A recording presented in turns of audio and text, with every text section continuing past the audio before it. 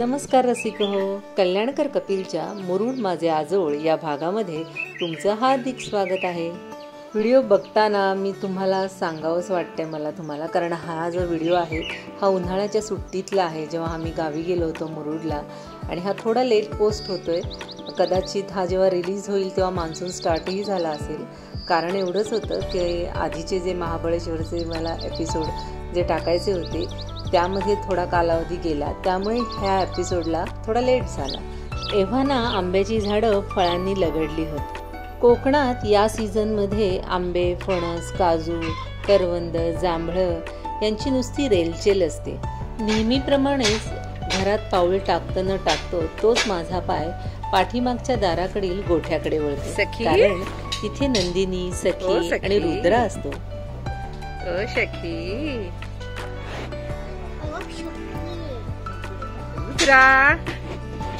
रुद्रा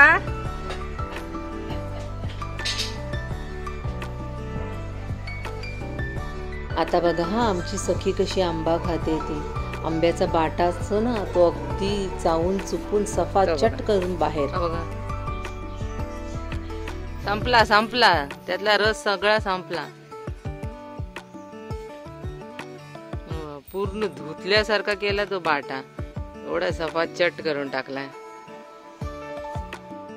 घरी गेल्या गेल्या आमचा पाहुणचार आंब्यांनीच झाला। हे बघा रायगड अल्फान्सो, आमच्या सकट सगळ्यांनीच हापूस आंब्यावर मस्तपैकी ताव मारला। त्यानंतर आईने आम्हाला थोडंसं काम सांगितलं। ते काम काय माहितीये? नारळ सोलायचं। तुम्हाला आपलं वाटू शकतं त्यात काय सोपं आहे, पण जरा 2-4 नारळ सोलून तर बघा कसे हात सोलून निघतात ते। हे जे लोखंडी यंत्र दिसते ना ते खूप महत्त्वाचं आहे, त्याशिवाय हे नारळ सोडणं अवघड होतं। त्यानंतर कोयत्याने आणखी पुन्हा एकदा पूर्ण वरचं कवर ते सुकलेलं जे असतं ना ते पूर्ण साफ काढावं लागतं, आणि मग नारळ फोडला जातो वगैरे वगैरे सगळं प्रोसेस आहे। काय ना आमच्या कोकणी लोकांमध्ये नारळाचा वापर जेवणामध्ये भरपूर प्रमाणात होतो। आता साहजिकच आहे, पाहुणे रावणे आले म्हटल्यावर नारळाचा वापर जास्त होणार, कारण जेवण स्वयंपाक जास्त बनवावा लागतो ना। त्यामुळे आईने आम्हाला हे काम दिलं होतं आणि आम्ही ते आवडीने करत होतो।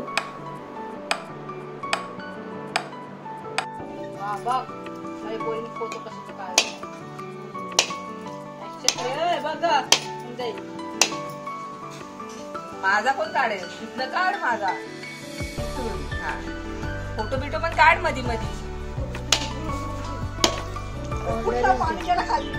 नाही एवढं तर जाणारच ना नारळ फुलताना।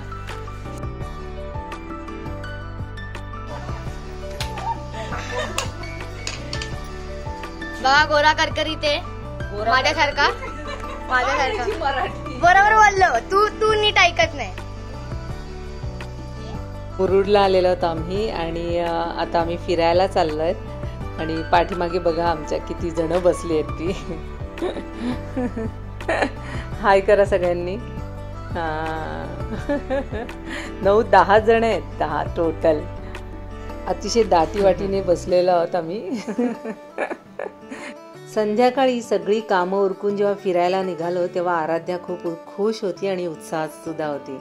त्यांच्याबरोबर अगदी ड्रायव्हरच्या सीटवरच बसली होती, आणि मस्तपैकी आम्ही मुरुडहून आगरदांड्याला निघालो होतो। असंच थोडं फेरफटका मारायच्या उद्देशाने, फिरायच्या उद्देशाने म्हणा। मुरुडचे हे नारळी पोफळीने सजलेले रस्ते म्हणजे अगदी अंगवळणी पडलेले, लहानपणापासून पाठ झालेले रस्ते आहेत। त्यामुळे त्या रस्त्यांवरून जाताना नेहमीच एक विलक्षण अनुभूती येते, एक सुंदर अनुभव असतो, आणि प्रत्येक क्षण निसटताना असं सतत वाटत राहतं, अरे हा क्षण तर गेला, आपण इथे फक्त 2च दिवस आलेलो आहोत, नंतर आपण आपापल्या घरी जाणार। मग हे सौंदर्य, हे सुंदर क्षण पुन्हा परत कधी बरं अनुभवायला मिळणार? पुन्हा विरह सहन करावा लागणार। पण खरं सांगू, विरहानंतर पुन्हा भेटण्यात जी मजा आहे ना ती काही औरच आहे। किल्ला पाहिलात? हा बघा, हा आहे जंजिरा। आमच्या गावाची ओळख आहे हा किल्ला। राजपूर आणि दिघी या 2 तीरांच्या मध्ये जी खाडी आहे ना, त्या खाडी भागामध्ये हा जंजिरा किल्ला आहे। मुरुड गाव हे तालुक्याचं ठिकाण असल्यामुळे या गावाला मुरुड जंजिरा या नावाने ओळख मिळाली. राजपूरचा हा वळणावळणाचा रस्ता खूप सुंदर आहे. पाणी पाहिजे समुद्रामध्ये.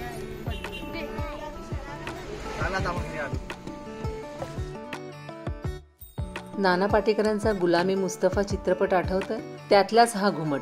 ऑन द वे जातानाही लागतात. हे बऱ्यापैकी हॉन्टेड स्पेस म्हणून ओळखले जातात. बऱ्याचशा चित्रपटाच्या शूटिंग्स इथे होतात, झालेल्या आहेत यापूर्वी सुद्धा.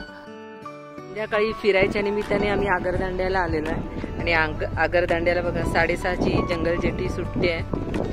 ऑलमोस्ट फुल झाली आहे, तरी आणखीन मावतील थोड्या गाड्या, 2-3 अजून. टाइम तर झालेला आहे, सुटेल एवढ्यात. आगरदांड्याच्या त्या निवांत बंदरावर आम्ही खूप सारे रील केले, मस्तपैकी निवांत क्षण घालवले. जगात मी कुठेही जाऊ दे, कुठेही फिरले तरी माझं गाव सर्वात बेस्ट. इथे आल्यावर ना विलक्षण शांती मिळते. त्या समुद्राचा आवाज, हा समुद्र किनारा आणि हा सूर्यास्त सगळ्यात बेस्ट.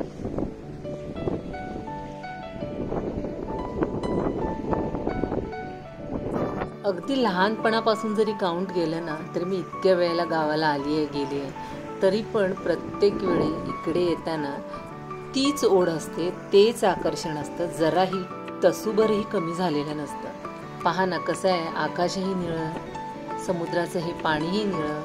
परंतु काय माहिती, या निर्जीव आकाशाच्या पोकळीपेक्षा सजीवतेने भरलेला हा समुद्र मला जास्त आकर्षित करतो. बघा जंगल जेट्टी सुटली.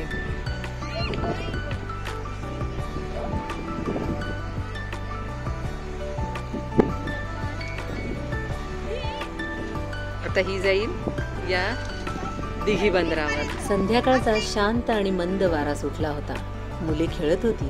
एकीकडे त्यांचा किलबिलाट, एकीकडे समुद्राच्या लाटांची गाज ऐकू येत होती आणि त्यात ही बोटीची घरघर असे मिळून सुंदर तालमय संगीत सुरू होतं.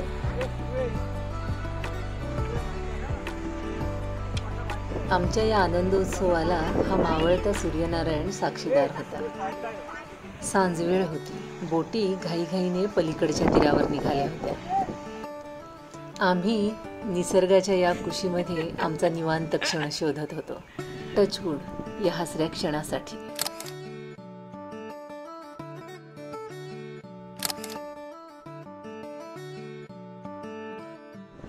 मघाशी जी बोट गेली ना, ती पलीकडे गेली दिघी बंदरावर, आणि ही जी आली आहे ना, ती दिघीवरून इकडे येणारी बोट आहे. या कामासाठी आलो होतो आम्ही.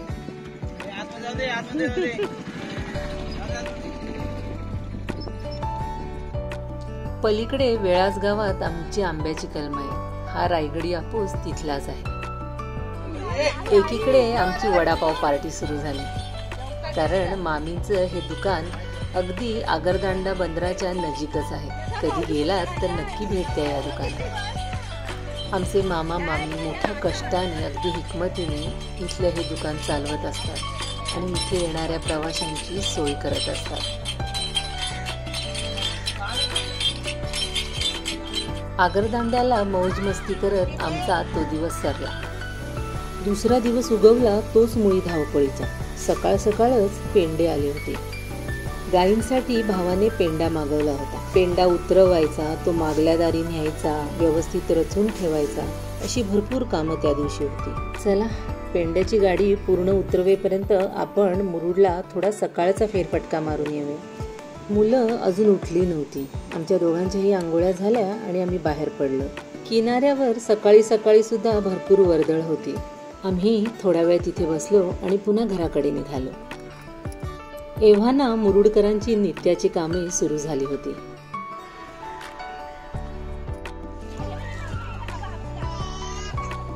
अननस कसं आहे हो? आणि हे ताडगोळे कसे आहेत? ते ताडगोळे आहेत बघा. मार्केटचा फेरफटका मारून झाल्यावर आम्ही किनाऱ्यावरून घरी निघालो. घरी आलो तोपर्यंत भावाची त्याची कामं चालू झाली होती. पेंडेवाला गाडी रिकामी करून निघूनही गेला होता. थोडासा प्रयत्न केला त्याची मदत करण्याचा, मला या कामाची सवय नसल्यामुळे त्याने मला शांतच बसण्यास सांगितले. आईने सकाळ सकाळच आमच्यासाठी पोळ्यांचा घाट घातला होता. कोकणातल्या दमट आणि तुफान गरमीमध्ये पोळ्यांचा हा घाट म्हणजे अगदी रटच होता. तरी तुमच्यासाठी काय पण म्हणत तिने तो पूर्णत्वास नेला. ही जुनी माणसं एवढी एनर्जी कुठून आणतात बरं? एवढ्या जणांसाठी एकटीने पोळ्या केल्या तिने. आणि अर्थातच पहिला घास घरच्या लक्ष्मीला, म्हणजे आमच्या सखीला आणि नंदिनीला आणि छोट्या रुद्राला सुद्धा.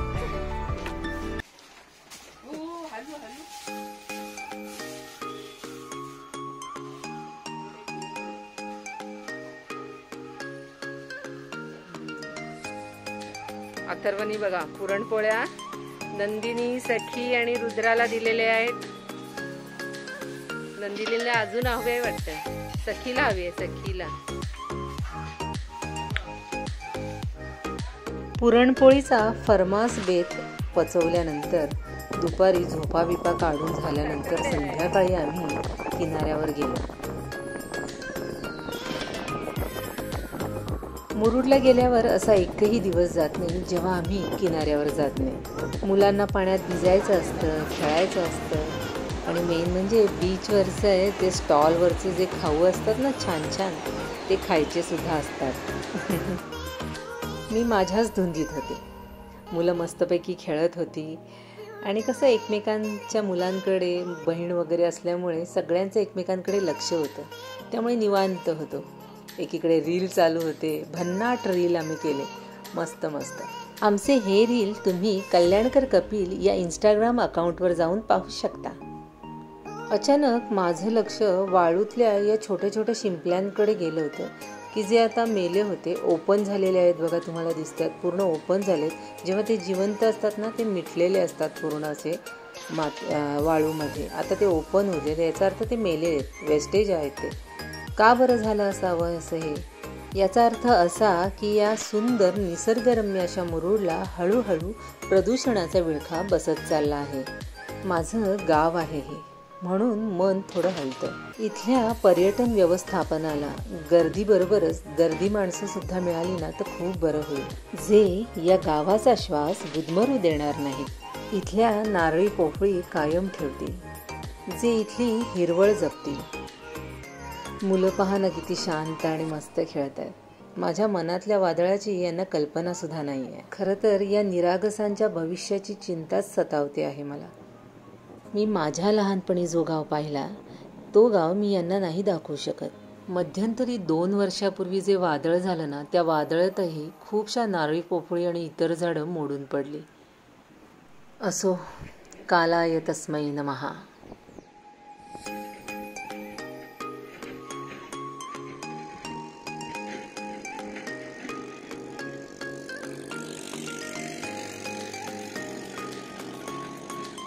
आराध्या धाव, हे आराध्या धाव ना, धाव इकडे इकडे धावत.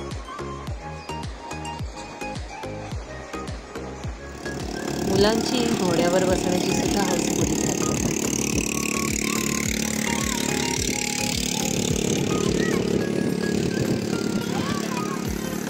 हा येऊ दे येऊ दे.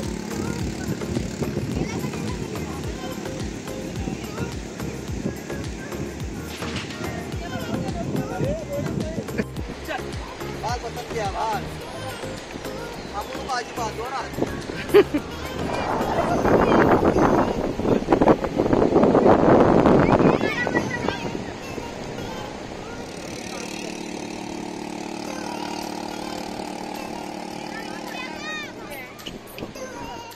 रात्री जेवण झाले आणि पुन्हा बैठक बसली. आंबा पार्टी, मँगो पार्टी, तेव्हा तिने बघ अंगाला फासलं. रायगड अल्फान्सो. कालवाई सुपारी ए कपिल खा ना रे. ए टाकते मात्र.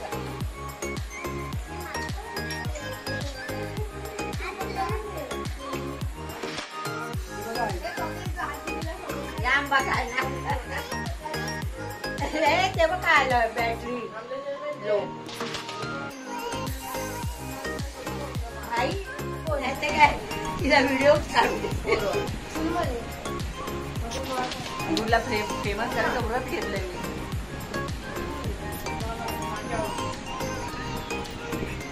गावी सगळे एकत्र असताना गप्पा मारण्याचा आनंद काही औरच असतो. पाहुण्या रावण्यांच्या गोष्टी, लहानपणीच्या आठवणी, कोकणातील भूतांच्या गोष्टी असे सारे सारे विषय असतात त्यामध्ये.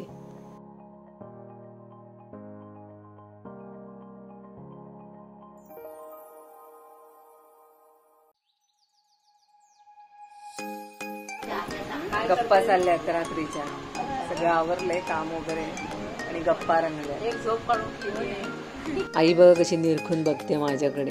तिला माहितीच नाही मी सगळ्यांचे व्हिडिओ काढते ते गुपचूप. मामी बघा आपल्या लाडक्या भाचीच्या हातावर मेहंदी वगैरे काढते, खुश करते भाचीला.